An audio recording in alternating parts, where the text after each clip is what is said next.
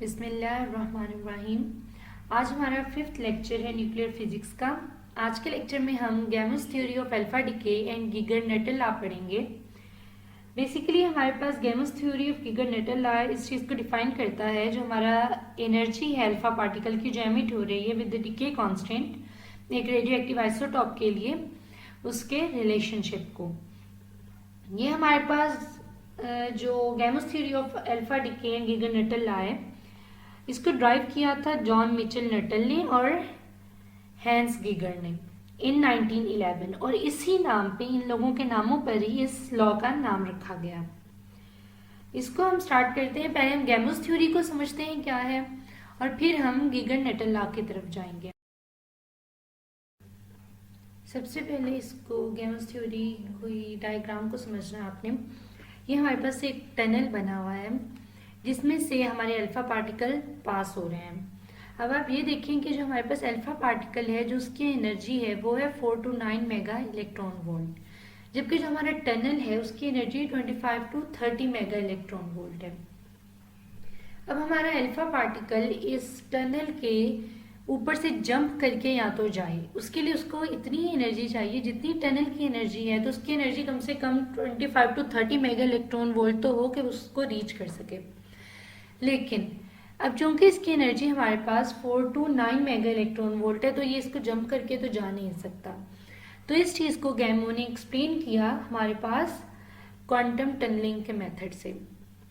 इस चीज़ को आप क्लासिकली एलेबोरेट नहीं कर सकते, क्लासिकली इसकी कोई लॉजिक नहीं बनेगी। इसके लिए फिर क्वांटम मैकेनिक्स का सहारा इधर लिया गया, उसने इसको क्वांटम टनलिंग से एक्सप्लेन किया। अब इधर इंपॉर्टेंट पॉइंट ये है कि आप इस चीज़ को समझो, क्वांटम टनलिंग क्या होता है। क्वांटम टनलिंग बेसिकली हमारे पास एक क्वांटम मैकेनिकल प्रोसेस है जहाँ पे जो हमारा वेव फंक्शन होता है वो पेनिट्रेट कर सकता है through a potential energy barrier. एक इस तरह का बैरियर जिसकी एनर्जी ज़्यादा हो उस पार्टिकल की एनर्जी से जिसने उसमें से गुजरना है। जैसे इधर हमारे अल्फा पार्टिकल की एनर्जी बहुत ही कम है टनल से, तो इधर से ये अल्फा पार्टिकल किस तरह से गुजर सकता है, इस कॉन्सेप्ट के लिए हम यूज करें क्वांटम टनलिंग। और क्वांटम टनलिंग है ही ये कि एक ऐसा पार्टिकल जिसकी एनर्जी बहुत कम हो वो एक इस तरह के टनल से गुजर जाए जिसकी एनर्जी बहुत ज्यादा होती है। तो अब यहाँ पे क्वेश्चन ये है कि क्वांटम टनलिंग की तो डेफिनेशन हो गई कि पार्टिकल अपने से ज्यादा वाली टनल से पास हो जाए या पेनिट्रेट हो जाए, उसको जंप नहीं कर रहा, उसमें से गुजर रहा है।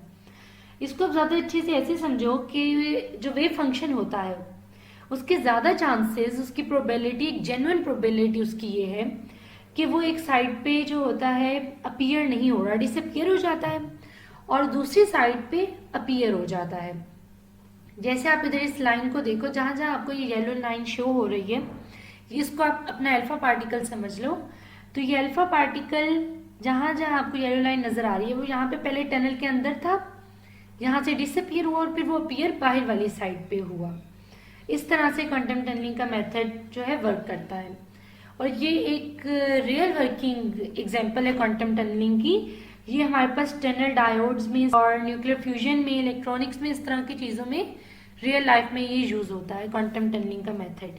तो इसी मेथड को यूज करते हुए गैमो ने अल्फा पार्टिकल के डिके को एक्सप्लेन किया कि 25 to 30 मेगा इलेक्ट्रॉन वोल्ट का अगर टनल है तो अल्फा पार्टिकल इतना छोटा होता है वो उसमें से क्वांटम टनलिंग की हेल्प से गुजरेगा। अब इसमें आप देखो हमारे पास ट्रांसमिशन प्रोबेबिलिटी का फॉर्मूला आ जाता है जो हमें गैमो ने दिया, कि वो हमारे पास इक्वल होता है। पहले तो ये कि हम इसको रिप्रेजेंट कर सकते हैं टी डॉट पी से, पूरा ट्रांसमिशन प्रोबेबिलिटी लिखने के बजाय, और हम इसको आगे भी इसी तरह लिखेंगे। तो ये हमारे पास फॉर्मूला होता है, इसमें हमारे पास ई की पावर होती है -2k2l। इसमें k2 आपके पास एक वैल्यू यूज होगी जो कि √2m इंटू वी माइनस ई, और डिवाइड होगा ये h कट से। m की आपके पास वैल्यू आ जाएगी, v की आ जाएगी, e की आ जाएगी, h कट आपके पास कांस्टेंट होता है, और l आपके इस बैरियर की लेंथ है, जो विड्थ आप यूज कर रहे हो वो इसकी l की वैल्यू बनेगी। और k2 की वैल्यू आप इस तरह निकाल लोगे और e की पावर में ये सारी वैल्यूज को पुट करोगे तो आपके पास ट्रांसमिशन प्रोबेबिलिटी आ जाएगा। ट्रांसमिशन प्रोबेबिलिटी बेसिकली इस तरह है कि अल्फा पार्टिकल के वहाँ से ट्रांसमिट होने की जो कितने चांसेस हैं वो आप इस तरह जो भी अल्फा पार्टिकल है उसकी वैल्यूज उसके अकॉर्डिंग पुट करके आप निकाल सकते हो इस फॉर्मूले से। ये आपके पास एक स्टैंडर्ड फॉर्म है इसमें आप अपने मर्जी की जो भी आपकी वैल्यूज हो अकॉर्डिंग टू द क्वेश्चन आप वो पुट करो और इसमें से वैल्यूज निकाल लो। तो यहाँ तक थी बात गैमो की कि उसने अप्लाई किया आइडिया क्वांटम टनलिंग का और अल्फा डिके के मेथड को एक्सप्लेन किया। अब हम आगे गीगर न्यूटन लॉ को देखते हैं, वो हमारे पास किस चीज़ को एक्सप्लेन कर रहा है। ये मैंने एज इट इज़ वही तस्वीर द्वारा इधर कॉपी पेस्ट की है ताकि उसी तरीके से आपको समझ आ सके, ऐसा ना आपको लगे एक अलग से ही टॉपिक को स्टार्ट हो गया। अब इसको देखो, ये सेम हमारे पास वही टनल है, इसमें से अल्फा पार्टिकल गुजर रहा है। अब इसमें हम क्या करेंगे, 2 अल्फा पार्टिकल ले लेंगे। हम इधर समझ क्या रहे हैं कि हमारा कोई भी जो एलिमेंट है वो डिके हो रहा है, रेडियो एक्टिव डिके उसमें जो हो रहा है, तो उसमें हमारे पास अल्फा पार्टिकल्स किस तरह से एमिट हो रहे हैं उसके डिके होते हुए। तो जब इसमें हम अब 2 अल्फा पार्टिकल लिए, अब हम उनकी एनर्जीज के बारे में पढ़ेंगे कि अल्फा पार्टिकल की एनर्जी कितनी हो तो उससे हमारे पास क्या इफेक्ट आता है। तो हमने इधर वेव का कॉन्सेप्ट लिया क्योंकि हमने क्वांटम टनलिंग का लिया कि उसमें particle associated with the wave होता है। तो वेव के कॉन्सेप्ट से अब हमने इधर 2 वेव्स लेनी है, 2 अल्फा पार्टिकल की वेव्स लेंगे। एक वेव हमने ली जिसका हम कहेंगे कि हमारे पास एनर्जी ज्यादा है और दूसरे की एनर्जी कम है, और अपनी 2 वेव्स को यूज करते हैं। अब इसमें से एक को हम नाम देंगे E2 का और एक को नाम देंगे E1 का। अब इधर आपने ये समझना है कि हमारे पास इसका जो आप समझ लो कि इम्पोर्टेंट मेन पॉइंट है वो यही है कि हमारे पास जो एनर्जी 2 है वो हम कह रहे हैं कि ज्यादा है एनर्जी 1 से। फिर इसको हम मजीद एक्सप्लेन करते हैं कि इसका क्या रिलेशनशिप है, एनर्जीज के इफेक्ट होने से हमारे अल्फा पार्टिकल के एमिट होने का टनल पे क्या इफेक्ट आ रहा है, कि वो कितना टाइम लेगा वहां से एमिट होने में या किस तरह से एमिट होगा, उसका एनर्जी से क्या रिलेशनशिप है। ये हमारे पास लेंथ है जो हमारे टनल की लेंथ है। अब हमने ये भी तो समझना है कि इसको इंक्रीज करने से हमारे पास क्या इफेक्ट आ रहा है, एनर्जीज पे क्या इफेक्ट आ रहा है, उसकी ट्रांसमिशन प्रोबेबिलिटी किस तरह से इफेक्ट हो रही है, उसकी हाफ लाइफ पे क्या इफेक्ट आ रहा है। तो इधर से हम ये एक्स्ट्रा चीजें डिलीट कर देते हैं जो हम लिख चुके हैं। अल्फा की वैल्यू अभी आपको पता है कि अल्फा पार्टिकल यहाँ से गुजर है उसकी क्या वैल्यूज है। इसी तरह आपको उसका भी पता है टनल की हमारे पास क्या वोल्टिक एनर्जी है 25 to 30 मेगा इलेक्ट्रॉन वोल्ट। और अपने मेन पॉइंट को हम यहाँ लिख लेते हैं। अब हम यहाँ पे अपनी लेंथ को इंक्रीज करते हैं, जो हमारे टनल की लेंथ है, और देखते हैं कि उसका एनर्जी पे क्या इफेक्ट आ रहा है। यहाँ पे हमने अब कंपैरिजन देखना है 2 अल्फा पार्टिकल्स का, जिसकी एक की एनर्जी E2 है और वो ग्रेटर है एनर्जी E1 से। ये हमारी लाइन है जो कि लेंथ L है हमारे टनल की। अब हम इन दोनों का रिलेशनशिप पहले देखेंगे। बेसिकली गीगर नेटल हमारे पास यही है कि हम 2 अल्फा पार्टिकल्स जिनकी एनर्जीज डिफरेंट है उनको कंपेयर करके उनका इफेक्ट देख रहे हैं। अब इधर हमारे पास ये पॉइंट है कि जो हमने अपने टनल की लेंथ को इंक्रीज किया, आप उसको लेंथ कहो या विड्थ जो भी उसको नाम देना चाहो, विड्थ वैसे ज़्यादा बेहतर है कि उसकी एक विड्थ को हम डिस्कस कर रहे हैं। तो जो विड्थ है बैरियर की, उसको इंक्रीज करने से जो आपकी ट्रांसमिशन प्रोबेबिलिटी है वो कम हो जाती है।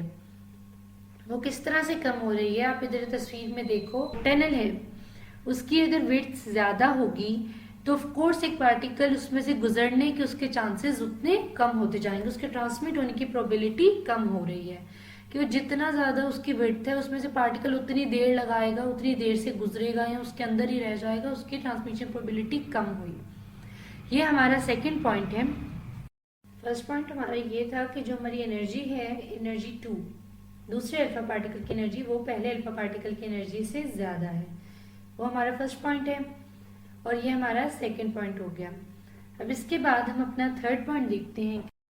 थर्ड पॉइंट हमारा ये है कि जब हमारी काइनेटिक एनर्जी जितनी ज्यादा होगी उतनी ट्रांसमिशन प्रोबेबिलिटी ज्यादा होगी, कि जिस पार्टिकल के पास जितनी ज्यादा एनर्जी होगी वो उतने अच्छे तरीके से वहां से पेनिट्रेट कर सकता है बैरियर में से। एनर्जी ट्रांसमिशन प्रोबेबिलिटी के साथ डायरेक्ट रिलेशन में है कि अगर काइनेटिक एनर्जी ज्यादा है तो आपकी ट्रांसमिशन प्रोबेबिलिटी भी ज्यादा होगी।